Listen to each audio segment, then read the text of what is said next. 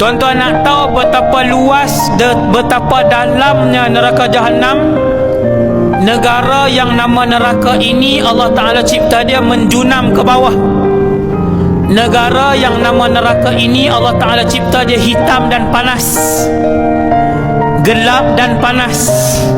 Neraka yang Allah Ta'ala ciptakan ini, kedudukan dia ataupun bumi itu kesemuanya membawah.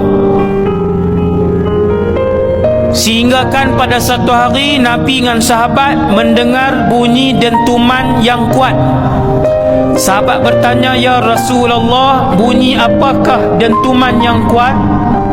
Nabi pun jawab, "Wahai para sahabat, bunyi dentuman yang kuat itu adalah seketul batu besar yang dilemparkan daripada pinggir neraka Jahannam baru tadi jatuh di dasar neraka Jahannam.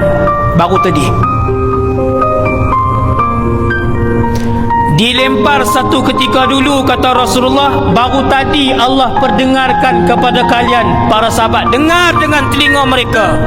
Nabi kata batu tu baru jatuh tadi, dulu dibaling. Tuan-tuan boleh bayang betapa dalamnya neraka. Hasbunallah wa ni'mal wakil. Sanggup duduk kat sehari? Sanggup duduk kat sehari? Tak sanggup. Sehari kita tak sanggup. Nasallallahu as-salamah.